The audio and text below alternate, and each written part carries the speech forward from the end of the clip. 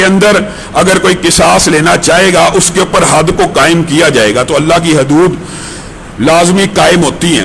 اسی طرح ایک واقعہ حضرت ماعز اسلمی کا ہے، نبی کریم صلی اللہ علیہ وسلم کے پاس آئے کہ میرے اوپر بھی حد کو لگا دیجئے۔ نبی کریم صلی اللہ علیہ وسلم نے کہا جا پلٹ جا، توبہ کر۔ اس کو نبی کریم نے کہا توبہ کر، تھوڑی آواز اونچی کرنا، اس کو نبی کریم صلی اللہ علیہ وسلم نے کہا توبہ کر۔ اور جب ماعز دوبارہ آئے کہ اللہ کے رسول مجھے پاک کیجئے، کس چیز سے پاک کروں، مجھ سے زنا ہو گیا ہے۔ جب نبی کریم صلی اللہ علیہ وسلم کو یہ بات پتہ لگ گئی کہ یہ حد کے مجرم ہیں اور انہوں نے اقرار کر کے رضا کرانہ طور کے اوپر اپنی جان کو پیش کر دیا ہے، تو نبی کریم صلی اللہ علیہ وسلم نے ان کے اوپر بھی حد کو لگایا۔ البتہ پہلے تحقیق کی کہ یہ اس وقت حالت ہوش میں ہے، کہیں نشے میں تو نہیں، کہیں غلط بیانی تو نہیں کر رہے، کہیں مجنون تو نہیں ہے۔ اچھی طرح تحقیق کے بعد جب بات ثابت ہو گئی تو ان کے اوپر حد کو قائم کیا گیا۔ صحابہ کے دو گروہ بن گئے۔ صحابہ کے ایک گروہ نے کہا ماعز ہلاک ہو گئے، دوسرے گروہ نے کہا نہیں اس نے تو بڑی اچھی توبہ کی ہے۔ تو نبی کریم صلی اللہ علیہ وسلم آئے، انہوں نے کہا ماعز کے لیے دعائے مغفرت کرو، اس نے ایسی توبہ کی ہے کہ اگر ایک گروہ کے اوپر بانٹ دی جائے پوری امت معاف ہو جائے۔ تو جو توبہ ہوتی ہے انسان کو گناہوں سے پاک اور صاف کرتی ہے۔ حضرت مرثد بن ابی مرثد، ان کے والد کا نام بھی انہی کی کنیت پہ ابو مرثد، یہ دونوں صحابی، آپ کو پتہ یہ لمبا چوڑا واقعہ ہے۔ یہ مرثد کون ہے؟ گناہ کی زندگی میں آلودہ ہیں، گناہ کی زندگی گزاری۔ عرب کی مشہور ایک عورت، ان کے ساتھ ان کا محبت کا معاملہ تھا۔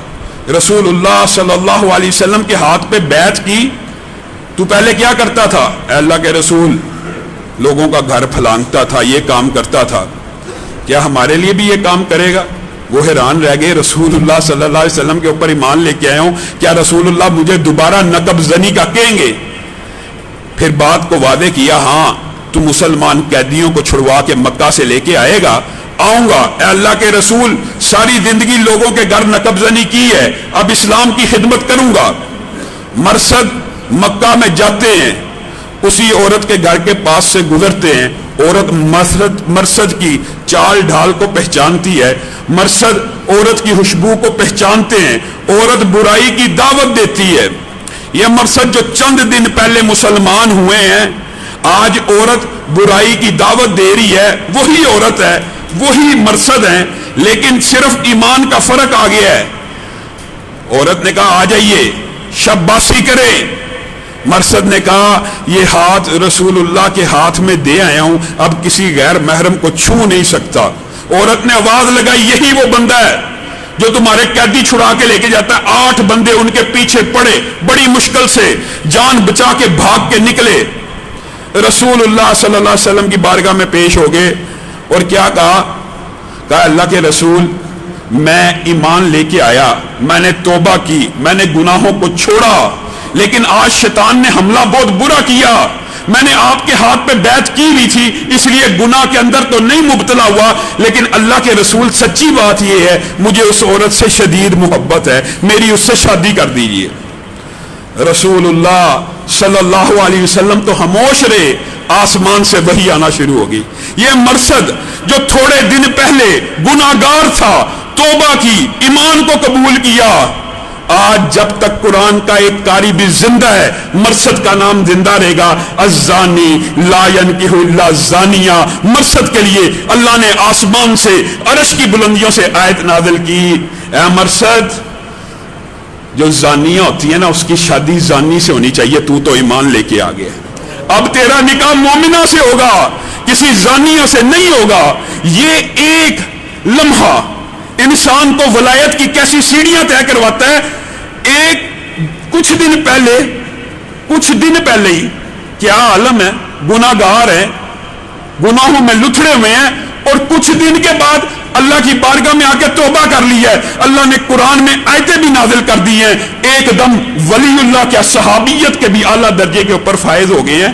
تو یہ میں نے اور آپ نے اس بات کو اس طرح سمجھنا ہے کہ ہم نے توبہ کر کے دوبارہ گناہ نہیں کرنا، اللہ کی بارگاہ میں آنا ہے۔ التائب من الذنب کمن لا ذنب لہ، یہ حقیقت ہے، یہ رحمتیں ہیں، لیکن اس رحمت کی امید کے اوپر بار بار گناہ نہیں کر لینا کہ اللہ نے گناہ معاف کر دینا تو گناہ کرتے جاؤ۔ अत्ताइबु मिनज़्ज़ंबि कमन ला ज़ंब लहू, जो बंदा एक मर्तबा तौबा कर लेता है ना, वो ऐसे ही हो जाता है जैसे आज माँ के पेट से पैदा हुआ, गोया उसके नामा अमाल में कभी गुनाह लिखा ही नहीं था गया, वो मिट गया, नेकियों से बदल गया। और कब तक, ये अल्लाह ताला ने मौका कब तक दिया।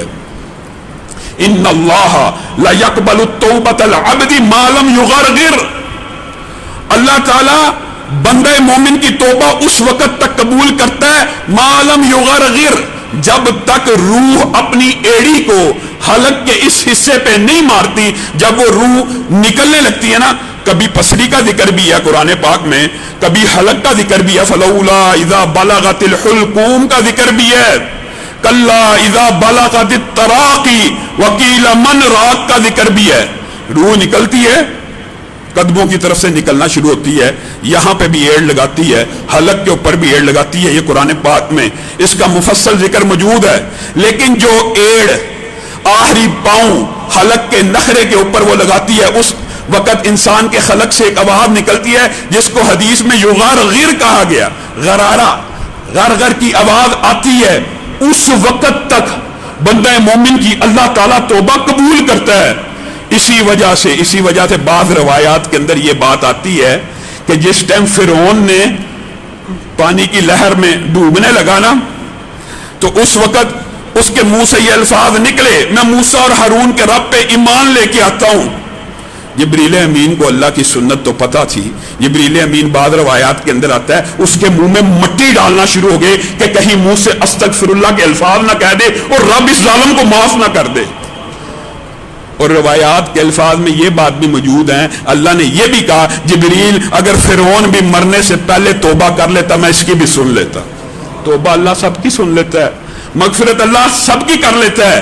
कुल या इबादी अल्लज़ीना असरफू अला अनफुसिहिम ला तक़नतू मिन रहमतिल्लाह की ये जो आयत है ना, ये कुरान पाक में भी नाज़िल हुई। और इब्ने अबी हातिम में हजरत अब्दुल्ला इब्ने उमैर ने एक हदीस को रिवायत किया, बड़ी दिलचस्प। उन्होंने कहा ये आयत जमीन और आसमान की तख्लीक से पहले भी नाज़िल हुई। फिर कहा, लंबी ये तफसीर है, फिर कहा इस वक्त नाज़िल हुई, इस वक्त नाज़िल हुई। फिर वो उस मुकालमे पे लेके आए कि ये आयत अल्लाह ताला ने रहती दुनिया के लिए, मेरे और आपके लिए निशानी बनाई है। क्या बंदो जो अपनी जानों पे जुल्म कर चुके हो, ला तक़नतू मिन रहमतिल्लाह, अल्लाह की रहमत से नाउम्मीद मत होना। इस वाक्य से कबल आज बेटे ने जो आयतें पढ़ी, आप मुझे ईमानदारी से बताइए, हजरत मरियम, ये जो उनका वाकया आज तिलावत हो रहा था, हजरत मरियम ने कौन सा गुनाह किया था? कोई गुनाहगार थी? फरिश्ते ने आके रसूल और पैगंबर नबी की बुशारत दी, और वो क्या कह रही हैं, या लैतनी मित्तु कबला हादा व कुन्तु नसियम मनसिया, ऐ काश मैं इस वाक्य से पहले मर चुकी होती और मेरा नामो निशान भी ना होता। किस वजह से? गैरत की वजह से, हया की वजह से, कि क्या कहेंगे लोग, मैं जब बच्चा लेके जाऊंगी, किसका बच्चा है, मेरे पे तानो तशनी होगी। तो इतने बड़े पैगंबर रसूल की बुशारत हो रही है, बताइए कितना बड़ा मौजज़ा, इससे बड़ा मौजज़ा हो सकता है। लेकिन जो ईमानदार लोग होते हैं ना, वो गुनाह से नहीं, गुनाह की तोहमत से भी इस तरह बचते हैं कि या लैतनी मित्तु कबला हादा व कुन्तु नसियम मनसिया, ऐ काश मैं इस वाक्य से पहले मर चुकी होती। बताइए इतनी बड़ी नेमत मिल रही है, और औरत ईमान की वजह से, हया की वजह से कह रही है। और वो बात सच हुई, या उख्ता हारून, वो बात सच हुई जो उनके दिल में थी कि तेरा तो बाप भी बुरा नहीं था, तू कैसी बुराई लेके आ रही है। वह माँ कानत उम्मु की बगिया, और तेरी माँ भी बुरी नहीं थी। या उख्ता हारून माँ काना अबू के मरासौइन व माँ कानत उम्मु की बगिया, ये क्या काम करके आई है? ये एक वहम था, वहम से भी बच रहे हैं। इसलिए रसूलुल्लाह सल्लल्लाहु अलैहि वसल्लम ने अपनी बीवी के साथ घर से निकल रहे थे, ये रसूल है, ये तो मरियम रसूल नहीं थी, नबिया नहीं थी, ये अपने अनकरदा ना करदा गुनाह के बुहतान के खौफ की वजह से अपने आप के बारे में ये अल्फाज कह रही हैं। और ये तो रसूल और पैगंबर हैं, और इनके साथ कौन है? उम्महातुल मोमिनीन, हमारी माएँ हैं, जिनके साथ हमारा निकाह नहीं, अपने साथ लेके निकले हैं। एक साहबी को देखा, उसने देखा और उसने नजर झुका के चल दिया। रसूलुल्लाह ने रोका, रुको रुको, ये मेरी बीवी है। सुभान अल्लाह। पैगंबर रसूल के बारे में बदगुमानी हो सकती थी, لیکن یہ مومنوں کی صفت ہوتی ہے کہ گناہ کے الزام سے، گناہ کے شک سے، گناہ کے وہم سے ان کو صرف یہ ادراک ہو جائے نا کہ یہ بندہ کہیں مجھے گناہ گار ہی نہ سمجھے، وہاں پہ بھی اپنی جسٹیفیکیشن دینے کی ضرورت نہیں ہے۔ رسول اللہ کو کوئی ضرورت نہیں تھی، لیکن مجھے اور آپ کو سمجھا رہے ہیں، تربیت کر رہے ہیں کہ گناہ کی جگہوں پہ بھی مت جانا، گناہ کے مواقع پہ بھی مت جائیں، اور جب جائیں تو پھر کوئی شک کرنے والا ہو اس کا بھی شک دور کر کے آئیں۔ امی عائشہ گناہ کیا تھا؟ نہیں تھا کیا، لیکن اللہ کی قسم جب پتہ لگا نا کہ میرے پر اتنا بڑا الزام لگ گیا، بے ہوش ہو کے گر پڑی، بخار سے پھونکنا شروع ہو گئی، اتنا بڑا واقعہ اور مجھے علم ہی نہیں، میرے سے پوشیدہ رکھا گیا۔ اور رسول اللہ صلی اللہ علیہ وسلم سے کچھ ناراض اور خفگی کا اظہار کیا۔ رسول اللہ کو حضرت ابو بکر نے کہا رسول اللہ کا شکریہ ادا کرو۔ میں کیوں رسول کا شکریہ ادا کروں؟ میں اللہ کا شکریہ ادا کروں گی جس نے میری طہارت کے لیے آیتیں نازل کی۔ ہے پیار کا انداز تھا، لیکن ان کے دل میں یہ بات آئی کہ رسول اللہ صلی اللہ علیہ وسلم نے مجھے آگاہ نہیں کیا۔ رسول اللہ صلی اللہ علیہ وسلم نے ان کو کہہ دیا تھا اگر آپ نے گناہ کیا تو توبہ کر دیجئے، لیکن آسمان سے وحی نازل ہوئی پے در پہ امی عائشہ کی طہارت کے لیے، اور قرآن نے قیامت تک کے لیے یہ اصول طے کر لیا، الخبیثات للخبیثین۔ یہ اصول ہے، اصول شرعی، کہ نبی کی بیوی مشرکہ ہو سکتی ہے، نبی کی بیوی غیر مسلمہ ہو سکتی ہے، نبی کی بیوی اہل کتاب کچھ بھی ہو سکتی ہے، لیکن نبی کی بیوی زانیہ نہیں ہو سکتی۔ یہ پکا اصول قرآن نے طے کر دیا، اور رہتی قیامت تک کے لیے ان کو اس الزام سے بری کر دیا۔ اس روایت کی طرف آتے ہیں ابن ابی حاتم کی، عبداللہ ابن عمیر کہتے ہیں آدم کا اور ابلیس کا جو مکالمہ ہو رہا تھا، اور اللہ رب العزت کے سامنے ابلیس کہہ رہا تھا مجھے مدد دے، اللہ کہہ رہا آدم اکیلا تھا، تو بھی اکیلا تھا، اب جتنی آدم کی اولاد ہوگی تیری بھی ہوگی، ہر اولاد کے ساتھ ایک بچہ پیدا ہوگا تیری صفت کا جو اس کو گمراہ کرنے کی، بہکانے کی کوشش کرے گا۔ پھر مانگ رہا ہے اللہ مزید دے، تو ان کے خون کے اندر سفر کرے گا، اللہ مزید دے، تو ان کے دلوں کے اوپر دوڑے گا، تو ان کے دلوں پہ وسوسے ڈالے گا، تیرے پیادے ہوں گے، تیرے گھوڑے ہوں گے، تیرے سوار ہوں گے۔ حضرت آدم یہ ساری باتیں سنتے جا رہے۔ حضرت آدم کہتے ہیں میں تو ہلاک ہو گیا، میری اولاد تو ہلاک ہو جائے گی، اے اللہ کے رسول، اے اللہ مجھے بھی، اللہ کے رسول نے اللہ سے بات کرے ہیں، اللہ مجھے بھی کچھ عطا کر۔ اللہ تعالیٰ ان کو بھی عطا کرنا شروع کرتے ہیں، میں تیرے لیے حفاظت کا ایک فرشتہ بناؤں گا، تیری اولاد کی اس طرح نیکیوں کے ساتھ حفاظت کروں گا، جو میرے رستے پہ چلے گا اس کو ہدایت دوں گا، وغیرہ وغیرہ۔ جب آدم مانگتے چلے گئے نا تو اللہ رب العزت نے اس آیت کی تلاوت کی تھی، قل یا عبادی الذین اسرفوا علی انفسہم لا تقنطوا من رحمت اللہ۔ آدم اپنی اولاد کو کہہ دینا موت سے پہلے پہلے اگر میری بارگاہ میں آ کے ہاتھوں کو پھیلائیں گے اور توبہ کریں گے، اپنے گناہوں پہ نادم ہو جائیں گے، میں سارے سابقہ گناہوں کو معاف کر دوں گا۔ موت تک کے لیے مہلت ہے، ہاں، لیکن موت کی بھی کچھ سٹیجز ہیں۔ موت کے اندر ایک لمحہ وہ ہے کہ جب تک نزع نہیں لگتی، جب تک پردہ نہیں اٹھتا، پردہ اٹھنے سے پہلے پہلے، اس دنیا کے اندر قدم رکھنے سے پہلے پہلے توبہ قبول ہوتی ہے ہر بندے کی۔ اور نبی کریم صلی اللہ علیہ وسلم نے کہا گناہ جو ہے نا، گناہ مومن کے لیے ایک پہاڑ کی طرح ہے، اگر وہ کر لیتا ہے، گناہ میں مبتلا ہو جاتا ہے تو اس کو لگتا ہے چاہے چھوٹا بھی گناہ کیا ہے کہ میرے اوپر بہت بڑا پہاڑ گرنے والا ہے، میرے پر عذاب آنے والا ہے۔